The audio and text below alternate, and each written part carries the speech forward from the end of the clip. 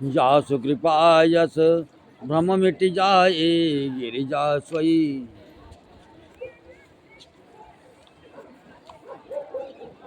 गिरिजा सोई कृपाल रघुराए, आदि अंत को जासु न पावा, मति अनुमान निगम यस गावा।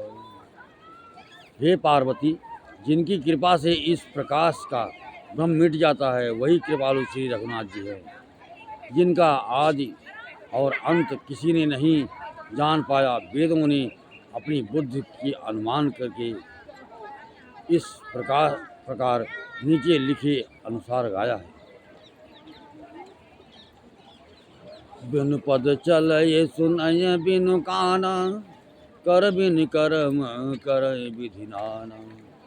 आनंद रहित सकल रस भोगी, बिनु बानी बकता बड़ जोगी। वो ब्रह्म बिना ही पैर के चलता है, बिना ही कान के सुनता है और बिना ही हाथ के नाना प्रकार के काम करता है। बिना मुंह जिह्वा के ही सारे छह रसों का आनंद लेता है और बिना ही वाणी के बहुत योग्य वक्ता है।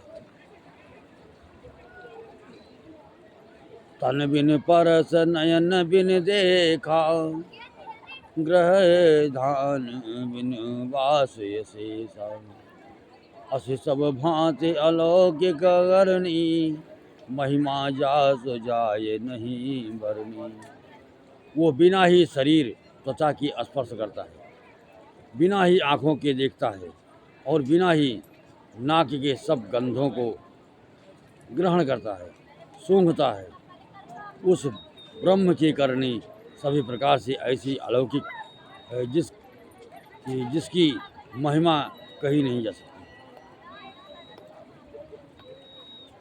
जही इम गावहि वेद बुध, जही गिरिधर हे मुनि ध्यान।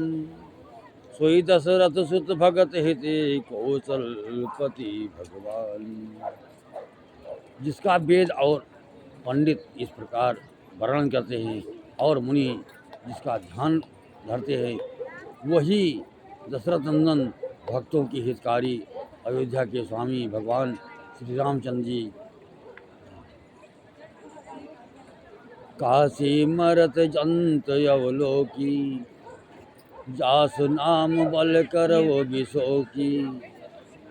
सोई प्रभु मोर चराचर स्वामी, सोई प्रभु मोर चराचर स्वामी। रघुबर सब और अंतरयामी। हे पार्वती, जिनके नाम के बल से काशी में मरते हुए प्राणी को देखकर मैं उसे राम मंत्र देकर शोक रहित कर देता हूँ, मुक्त कर देता हूँ, वही मेरे प्रभु रघुश्रेष्ठ श्री रामचंद्र जी जड़ चेतन के स्वामी और सबके हृदय के भीतर की जानने वाले हैं।